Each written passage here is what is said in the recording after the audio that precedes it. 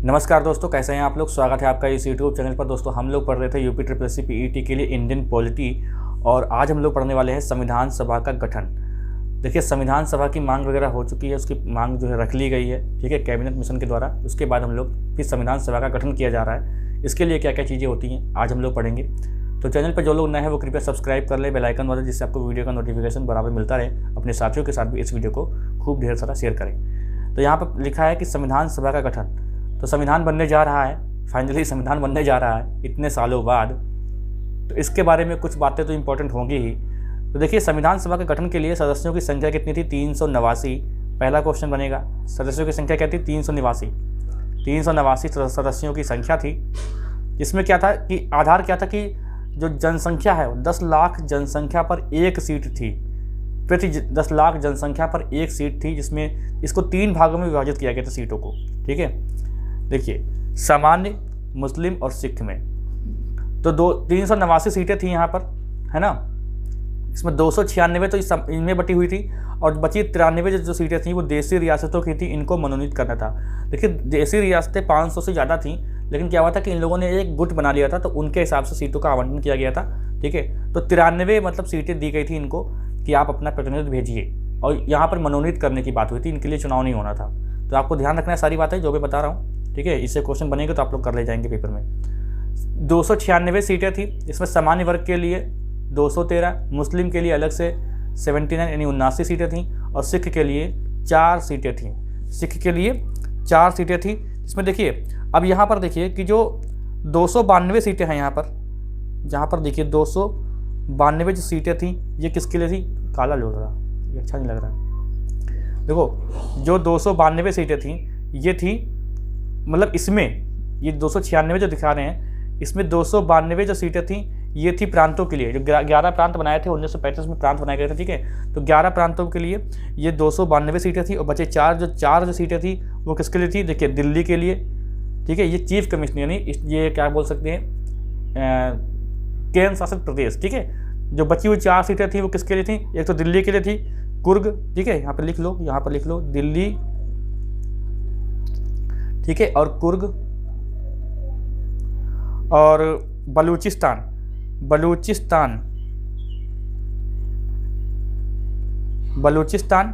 और अजमेर, ये 4 जो हैं दिल्ली, ये कमिश्नरी थी, ठीक है, ये कमिश्नरी थी। तो 4 सीटें इनके लिए एक सीट रखी गई थी। हालांकि ये क्वेश्चन बहुत डिटेल में हो जाएगा कि सीटों के आवंटन के बारे में, लेकिन मैं तब भी आपको बता दे रहा हूँ। तो 296 सामान्य सीटें थी, उसके अंतर्गत ये इतनी सीटों का आवंटन हुआ था, ठीक है। अब देखिए, प्रांतीय विधान परिषद प्रक्रिया ये कैसे हुआ था? देखो, तो एक संक्रमणीय मत द्वारा समानुपातिक, ये हम लोग राष्ट्रपति में देखेंगे कि इसका क्या मतलब होता है। अभी यहाँ पर आगे चलते हैं। प्रतिनिधित्व प्रणाली कैसे थी? तो देखिए, अप्रत्यक्ष चुनाव था, वयस्क मताधिकार था, और आंशिक निर्वाचन और सीमित अधिकार था। सीमित मतलब सब लोग वोट नहीं दे सकते थे, ठीक है। फिर देखिए क्या हुआ कि संविधान सभा के लिए चुनाव कराए गए, ठीक है ना। देखिए, सीटें आपको याद रखनी है, 389 टोटल सीटें थीं, ठीक है। सीटें बहुत पूछी जाती हैं, अच्छे लेवल के जो एग्जाम होते हैं वहाँ पर आपसे सीटें पूछ ली जाएंगी, ठीक है। थोड़ा सा ये ग्रीन स्क्रीन में सही करो, थोड़ा सही है। तो 296, अब देखिए सीटें जो थी 296 पे चुनाव हुए थे, क्योंकि 93 सीटें तो मनोनीत की गई थी ना, इसलिए देसी रियासतों के लिए। अब 208 इसमें कांग्रेस जीती, 15 सीटें अन्य जीते, और 73 सीटें जो हैं इसमें मुस्लिम लीग ने जीती थी। 73 सीटें मुस्लिम लीग ने जीती थी, 208 इनको जोड़ लेंगे तो 296 हो जाएगा, ठीक है। इसमें देखिए कितनी महिलाएं चुन के आई थी, ये क्वेश्चन बन जाएगा आपसे। तो महिलाएं कितनी चुन के आई थी? 15 महिलाएं चुन के आई थी, 15 महिलाएं। और सबसे ज़्यादा अगर कौन से प्रांत से अगर मतलब आए थे चुन के, तो संयुक्त प्रांत से सबसे ज़्यादा आए थे 55 लोग, और उसके बाद मद्रास का नाम था। उसके बाद किसका नाम था? मद्रास का। मद्रास से 49 लोग आए थे, ठीक है। देखिए, 93 जो सीटें थीं, आपके जो है दिमाग में सवाल आ रहा होगा कि 93 सीटों में कितने देसी रियासतें आई थी? तो किसी ने भी अपना प्रतिनिधित्व नहीं भेजा था, ठीक है। देखिए, ये लोग अलग ही सोच के थे, क्योंकि ये राजा थे और ये लोग किसी के अंडर में काम करना नहीं चाहते थे।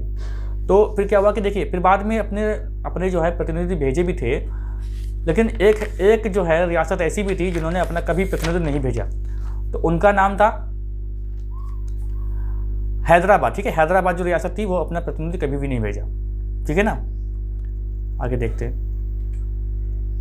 देखिए इसके बाद क्या हुआ कि मुस्लिम लीग ने संविधान सभा का बहिष्कार किया।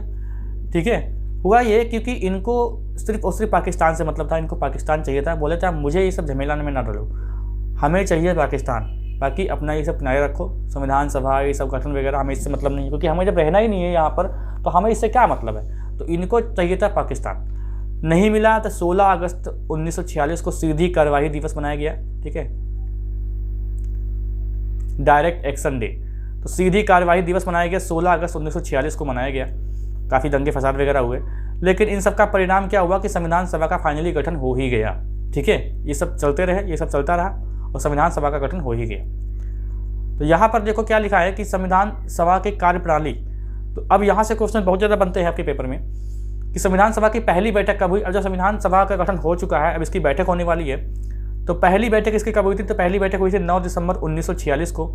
ये आपको डेट याद रखनी है, क्योंकि डेट क्या है लगातार जो है 1, 2, 3 से 9, 11, 13 ये लगातार डेट हैं जो आपको डेट पूछता है। तो पहली बैठक संविधान सभा की कब हुई थी, तो 1946 को 9 दिसंबर को हुई थी, जिसमें अस्थायी अध्यक्ष के रूप में सच्चिदानंद सिन्हा को। यहाँ पे ये तो मतलब ये ऐसे प्रश्न हैं जिनकी शादी हो चुकी है। ठीक है, जिनकी शादी कर ली आयोग ने। तो ऐसे क्वेश्चन तो आपको पेपर में हर दूसरे पेपर में देखने को मिल जाएंगे कि संविधान सभा का अस्थायी अध्यक्ष कौन था, तो सच्चिदानंद सिन्हा थे अस्थायी सदस्य। देखिए अस्थायी सदस्य क्या मतलब होता था कि यहाँ पर पहली बैठक कर दी गई थी और कुछ भी डिसीजन नहीं लिया गया था, तो सबसे बुजुर्ग जो थे, सबसे अनुभवी थे, उन्हीं को अस्थायी अध्यक्ष के रूप में चुन लिया गया था। तो अस्थायी अध्यक्ष के रूप में चुनने का प्रावधान एक तरीके से कहा था फ्रांस से लिया गया है। ठीक है, फ्रांस से, हालांकि ये क्वेश्चन नहीं बनेगा लेकिन ये सच है। दूसरी बैठक कब हुई थी, 11 दिसंबर 1946 को, जहाँ पर देखिए स्थायी सदस्य, या गलत लिख गया है, स्थायी सदस्य किसको बनाया गया था, डॉक्टर राजेंद्र प्रसाद जी को स्थायी अध्यक्ष के रूप में बनाया गया था। संविधान सभा के उपाध्यक्ष, ये शायद आप लोग ना जानते हो, तो संविधान सभा के उपाध्यक्ष भी थे, 2 लोग थे, एक थे HC मुखर्जी और दूसरे थे BT कृष्णामाचारी। ठीक है, ये 2 उपाध्यक्ष भी थे। और संवैधानिक प्रवक्ता यानी स्पीकर किसे बनाया गया था, सर्वपल्ली राधाकृष्णन। ये भी आप ध्यान रखिएगा क्योंकि ये क्वेश्चन शायद आप नहीं जानते होंगे। संवैधानिक सलाहकार ये कौन थे, BN राव। ठीक है, BN राव, बेनेगल, गलत लिख गया है, बेनेगल नरसिम्हा राव। ठीक है, बेनेगल है नरसिम्हा राव। देखिए जो बर्मा का जो संविधान बना था वहाँ पर इन्होंने बहुत ज़्यादा ही मुख्य भूमिका इनकी रही है, बहुत ही फेमस वकील थे ये। ठीक है, बेनेगल नरसिम्हा राव, तो ये संवैधानिक सलाहकार थे, ये ध्यान रखिएगा। तीसरी बैठक कब हुई है, तीसरी बैठक देखिए हुई है 11 दिसंबर के 2 दिन बाद, 13 दिसंबर 1946 को तीसरी बैठक की गई थी। इसमें क्या हुआ था कि अभी देखिए अध्यक्ष वही हैं। ठीक है, अध्यक्ष डॉक्टर राजेंद्र प्रसाद ही हैं, ऐसा मत समझिएगा इसमें भी चेंज हो गए थे, ऐसा नहीं है। इसमें क्या हुआ था कि जवाहरलाल नेहरू जी ने उद्देश्य प्रस्ताव पेश किया था। ठीक है, 22 जनवरी 1947 को, ठीक है, ये लागू हो गया था और यही आगे चलकर भारतीय संविधान की प्रस्तावना बनता है। तो 13 दिसंबर को ये जो है पेश किया था और इसे पारित कब किया गया था, 22 जनवरी 1947 को, जो JL नेहरू द्वारा जो पेश किया गया था उद्देश्य प्रस्ताव, ये 22 जनवरी 1947 को लागू किया यानी पारित किया गया था। यही आगे चलकर जो है संविधान की जो प्रस्तावना बनने वाली है, इसका बहुत सारा भाग इसी से लिया जाएगा। ठीक है ना। देखिए अब आते हैं 15 अगस्त 1947। 15 अगस्त 1947 का दिन है और देश आज़ाद हो चुका है। ठीक है, बंटवारा हो चुका है। तो भारतीय स्वतंत्रता अधिनियम 1947 के द्वारा क्या क्या कहा गया, तो नंबर 1 बात की गई, संविधान सभा संप्रभु हो गई।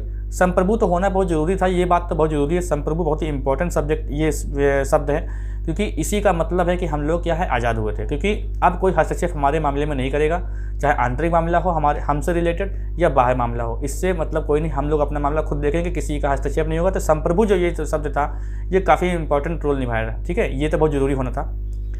संविधान सभा को 2 कार्य सौंपे गए थे। संविधान सभा बन के चुकी थी, इसको अब 2 कार्य सौंपे गए थे। क्या कि संविधान सभा डॉक्टर राजेंद्र प्रसाद देखेंगे और संसदीय जो केंद्रीय विधायिका है वो GV मावलंकर देखेंगे। ठीक है ना। और संविधान सभा के कार्य क्या होते, संविधान सभा के कार्य क्या है, अब संविधान सभा के कार्य जाहिर सी बात है कि संविधान तैयार करना ये सबसे बड़ा कार्य हो जाएगा। संविधान सभा के संविधान भैया तैयार करो। ठीक है, अधिनियमित कानूनों को निर्णय लेने की प्रक्रिया में शामिल किया गया और 22 जुलाई 1947 को संविधान सभा द्वारा राष्ट्रीय ध्वज को अपनाया गया। तो 22 जुलाई 1947 को संविधान सभा द्वारा राष्ट्रीय ध्वज को अपनाया गया और इसे मई 1949 में ब्रिटिश राष्ट्रमंडल में भारत की सदस्यता को स्वीकार कर मंजूरी दे दी। मतलब राष्ट्रमंडल समझते हैं, जो ब्रिटेन में जो होते हैं, जो ब्रिटेन के अधीन रहे हैं, वो एक राष्ट्रमंडल का संगठन है। तो इसे जो है 1949 में ये जो है इसको जो है स्वीकृति मिल गई थी, ये शामिल हो गया था राष्ट्रमंडल में, ठीक है ना। अब आते हैं, देखिए कुछ समितियां बनी थी, जो समितियां बहुत इंपॉर्टेंट हैं, इसको आपको बहुत ध्यान से देखना है, ये याद करना पड़ेगा आपको, इसका कोई तरीका नहीं है, मेरे हिसाब से तरीका नहीं है। याद कर लेंगे तो हमेशा याद रहेगा, ट्रिक से याद रखेंगे तो फिर मतलब आए दिन आप भूलते रहेंगे, ठीक है। तो संविधान सभा का प्रारूप समिति, इसमें देखिए गठन कब हुआ था, तो गठन हुआ था 29 अगस्त 1947 को गठन हो गया था। तो इसमें कौन कौन से सदस्य थे, तो जो प्रारूप समिति थी, प्रारूप समिति इसमें 7 सदस्य थे। अरे ये काला ही ले लिया है, ठीक है। ये जो प्रारूप समिति थी इसके 7 सदस्य थे। सदस्य आपसे कभी नहीं पूछेगा, हाँ इसके सदस्य पूछता है, अभी देखेंगे हम लोग आगे। और इसके अध्यक्ष कौन थे, डॉक्टर भीमराव अंबेडकर जी इसके अध्यक्ष थे। कार्य संचालन, ठीक है, सदस्य इसमें अब नहीं पूछेगा। तो के.एम. मुंशी जो है कार्य संचालन के सदस्य थे, सॉरी अध्यक्ष थे। और संघी शक्ति, संघ जहाँ पर नाम आ जाएगा वहाँ पर जो है जे.एल. नेहरू हो जाएंगे, तो जे.एल. नेहरू इसके अध्यक्ष थे। और मूल अधिकार एवं अल्पसंख्यक समिति, तो सरदार वल्लभ भाई पटेल इसके अध्यक्ष थे। ध्यान रखिएगा, ये क्वेश्चन बनेगा। और संविधान सभा प्रक्रिया, तो इसके संविधान सभा के जो अध्यक्ष थे ये थे जे.एल. नेहरू। ये क्या लिख गया यार, संघ संविधान, सॉरी ये मैं पढ़ नहीं पा रहा हूँ, देखो संघ संविधान के अगर अध्यक्ष की बात करते हैं तो देखिए जहाँ पर संघ नाम लग जाएगा ना, संघ, वहाँ पर जे.एल. नेहरू हो जाएंगे। प्रक्रिया समिति राजेंद्र प्रसाद, वार्ता समिति राजेंद्र प्रसाद, और तदर्थ झंडा समिति ये राजेंद्र प्रसाद इसके सदस्य थे। नीचे चला गया क्या यार ये बाकी, हाँ नीचे चला गया। देखो प्रांतीय संविधान और प्रांतीय संविधान के, प्रांत का मतलब क्या हुआ कि प्रांत मतलब एक, इन्होंने एक तरीके से आप ऐसे याद कर सकते हैं कि देशी रियासतों को मिलाया था, तो प्रांत का विस्तार कर दिया था, तो समझो ऐसा समझो, ठीक है। तो राजेंद्र प्रसाद जो हैं ये प्रांतीय संविधान के अध्यक्ष थे। अल्पसंख्यक उप समिति ये एच.सी. मुखर्जी थे। सदन समिति पी पट्टाभी सीतारमैया ये सदन समिति के अध्यक्ष थे। और वित्त एवं स्टाफ समिति के ये एन सिन्हा इसके अध्यक्ष थे, ठीक है। तो ये बात आपको याद रखनी है, देखिए भूलना नहीं है ये सब चीज़ें, ठीक है। अच्छा यहाँ पर देखो प्रारूप समिति, अब प्रारूप समिति में कितने सदस्य थे मैंने आपको बताया आपको, 29 अगस्त इसका गठन हुआ था। इसके सभापति कौन थे, डॉक्टर भीमराव अंबेडकर। अब यहाँ पर देखिए इसके सदस्य कौन थे, तो एन गोपालास्वामी अयंगर, एन गोपालास्वामी अयंगर इसके पहले नहीं सदस्य का नाम है, ठीक है, पहले दूसरे नहीं है। फिर है अल्लादी कृष्णास्वामी अय्यर। अब अय्यर देखो ऐसा लिखा जाएगा ना, लेकिन मैं जो आधा याद मैं भूल गया कैसे बनेगा, ठीक है। तो और फिर के.एम. मुंशी, मोहम्मद सदाउल्ला, वी.एल. मित्र, ये अस्वस्थ होने के कारण इन्होंने त्यागपत्र दे दिया था और इनके स्थान पर एन. माधव राव को नियुक्त किया गया था। डी.पी. खेतान, ठीक है, इनकी मृत्यु 1948 में हो गई थी और इनके स्थान पर टी. कृष्णामाचारी को सदस्य बना दिया गया था, ठीक है। तो बस आपको याद रहेगा अच्छे से। अब देखिए यहाँ पर संविधान के बारे में, जो संविधान बनकर तैयार हो चुका है तो उसकी डिजाइन वगैरह के बारे में बात करेंगे। तो संविधान सभा की डिजाइन किसने बनाई थी, तो पेंटर थे नंदलाल बोस और राम मनोहर सिन्हा। तो ये 2 लोग व्यक्ति थे, जो डिजाइन नहीं बनी होती है उस पर, संविधान की जो ऊपर बुक है उसको डिजाइन बनी है, तो वो किसने बनाई है, नंदलाल बोस और राम मनोहर लोहिया ने बनाई है। लेखक कौन है इसके, लिखा किसने था, तो प्रेम बिहारी नारायण रायजादा इसके लेखक थे। जो ये मूल जो संविधान था वो इंग्लिश में था, इसका हिंदी वर्णन हुआ था वो भी एक संशोधन के तहत, ठीक है, एक आर्टिकल के तहत। प्रकाशित कहाँ हुआ था, तो ये प्रकाशित हुआ था देहरादून में, ये भी क्वेश्चन आ सकता है। और इसका हिंदी अनुवाद किसने किया था, तो बसंत कृष्णा वेद ने इसका हिंदी अनुवाद किया हुआ है। और संविधान की मोहर क्या है, वो है हाथी, ये भी ध्यान रखेंगे आप लोग। और मुख्य प्रारूपकार कौन है, एल.एन. मुखर्जी। कौन है, एल.एन. मुखर्जी। एक मिनट, मच्छर ने काट लिया यार। तो मुख्य प्रारूप कौन है, प्रारूपकार कौन है, एल.एन. मुखर्जी इसके मुख्य प्रारूपकार हैं। और संविधान सभा का सचिव कौन है, तो ये है M.A. अयंगर, संविधान सभा के सचिव ये थे। देखिए जिन्ना और गांधी कभी भी संविधान सभा के अध्यक्ष नहीं रहे, या मतलब सदस्य नहीं रहे, यहाँ पे लिख दो सदस्य नहीं रहे, ठीक है। आगे देखते हैं। देखिए यहाँ पर देखो संविधान बनने में समय कितना लगा, ये खूब क्वेश्चन आता है। तो 2 साल 11 महीने और 18 दिन, ठीक है, 2 साल 11 महीने 18 दिन संविधान बनने में समय लगा था। और संविधान को अंगीकार यानी मतलब कब तैयार हो गया था बनके, मतलब कब ये क्या बोलते हैं इसको, मतलब बन के तैयार हो गया था। कब बन के तैयार हो गया था ये मतलब कह रहा है, ठीक है। तो 26 नवंबर 1949 को ये बन के बिल्कुल तैयार हो गया था, रेडी हो गया था। लेकिन हाँ, कुछ चीज़ें यहाँ पर लागू हो गई थी, ठीक है। कुछ आर्टिकल यहाँ पर 26 जनवरी 1949 को लागू कर दिए गए थे, लेकिन संविधान पूरी तरीके से लागू कब किया गया था? 26 जनवरी 1950 को। बात ये थी कि 26 जनवरी 1930 को लाहौर अधिवेशन में स्वतंत्रता दिवस के रूप में एक झंडा फहराया गया था। तो हम लोग उसी का वेट कर रहे थे कि भाई कुछ महीने बाद वो दिन आने वाला है, तो हम लोग क्या करेंगे, उसी दिन जो है हम लोग अपना पूरा संविधान को लागू करेंगे। तो विधि दिवस के रूप में 26 जनवरी को मनाया जाता है, ठीक है। 24 जनवरी 1950 को भारत के प्रथम राष्ट्रपति के रूप में डॉक्टर राजेंद्र प्रसाद जी को चुना गया था, ठीक है। और 24 जनवरी 1950 को इसने राष्ट्रगान को अपनाया और 24 जनवरी 1950 को इसने राष्ट्रगीत को भी अपनाया। अब देखते हैं हमारे संविधान में क्या क्या था, ये भी देख लेते हैं। तो देखिए, मूल संविधान और वर्तमान संविधान में क्या चीज़ है। देखिए 22 भाग हैं, 22 भाग अब भी हैं। तब के समय में 8 अनुसूची थी, वर्तमान में कितनी हैं? 12 अनुसूचियां हैं। अनुच्छेद 395 थे, अभी भी अनुच्छेद 395 है, लेकिन अब 450 से प्लस कर सकते हैं, क्योंकि देखिए ये सब आर्टिकल हैं, ये अनुच्छेद के अंतर्गत ही आते हैं। तो अब हाँ, अगर बात टोटल अगर आर्टिकल की बात करें तो 450 से ज़्यादा है, ठीक है। लेकिन अगर अनुच्छेद की बात करते हैं तो 395 अनुच्छेद है, क्योंकि अनुच्छेद के अंतर्गत ही अनुच्छेद बनाए गए हैं, ठीक है। पहला संविधान संशोधन हुआ था 1951 में, जब 9वीं अनुसूची जोड़ी गई थी, ये भी ध्यान रखना है आपको। तो पहला संविधान संशोधन हुआ था 1951 में। अब देखिए इसकी जो प्रस्तावना बनके तैयार हुई थी, ठीक है, तो बहुत लोगों ने कुछ अपनी अपनी बात रखी थी, जिससे क्वेश्चन बनते हैं। तो प्रस्तावना देखिए क्या है कि समाजवादी, पंथनिरपेक्ष और अखंडता, ये 42वां संविधान संशोधन हुआ था, ठीक है, उसमें जोड़ा गया था। तो 42वां संविधान संशोधन हुआ था 1976 में। तो इसे मिनी कॉन्स्टिट्यूशन यानी मिनी जो है संविधान, लघु संविधान कहते हैं इसको, ठीक है, जोड़े गए थे। तो जब ये प्रस्तावना बनकर तैयार, संविधान बनकर तैयार हो गया था, इसके लिए बहुत सारे लोगों ने अच्छी अच्छी बातें की थी, ठीक है। जैसे कि प्रस्तावना को संविधान की कुंडली कहा है, किसने कहा है? प्रस्तावना को संविधान की कुंडली किसने कहा है? तो के.एम. मुंशी ने प्रस्तावना को संविधान की कुंडली कहा है। यार ये लाइन कैसे पड़ जाती है मुझे समझ में नहीं आता, ये मैं तो सही बनाया था मैंने तो, ठीक है। प्रस्तावना को संविधान की कुंजी किसने कहा है? तो हिदायतुल्लाह ने कहा है। और प्रस्तावना को संविधान का आभूषण किसने कहा है? तो ठाकुर दास भार्गव ने कहा है। और प्रस्तावना को संविधान का दीर्घकालीन सपनों का विचार, ये किसने कहा है? तो कृष्णा स्वामी अय्यर ने कहा है। और प्रस्तावना को संविधान का पवित्र दस्तावेज कहा है अंबेडकर जी ने। देखिए कुंजी कहा है किसने? ये कुंजी वाला सिस्टम है ना, इसमें आप लोग कन्फ्यूज हो सकते हैं। क्यों? क्योंकि ये एक अंबेडकर जी ने भी कहा है, लेकिन वो अनुच्छेद 32 के लिए कहा है, ठीक है, आत्मा जिसको कहा है। तो पवित्र दस्तावेज किसने कहा है? अंबेडकर जी ने कहा है पवित्र दस्तावेज, ठीक है ना। तो बस आपका समाप्त होता है ये। नेक्स्ट क्लास हम लोग कल करेंगे, नेक्स्ट क्लास हम लोग कल देखने वाले हैं। और देखिए भाई आप लोग सपोर्ट नहीं कर रहे, अब क्या दिक्कत हो रही है आपको मुझे बताओ। सब कुछ सही दिख रहा है, ठीक है, और जब कोई देखता तो एक अलग ही एनर्जी होती है, एक अलग ही मज़ा होता है पढ़ाने के लिए। मैं कई दिन से सोच रहा हूँ कि लाइव पढ़ाऊँ, लेकिन लाइव पढ़ाने के लिए बच्चे चाहिए, जो आप लोग दे नहीं रहे हो कि ढूंढ के लाओ या फिर शेयर करो वीडियो को शेयर करो यार, ठीक है।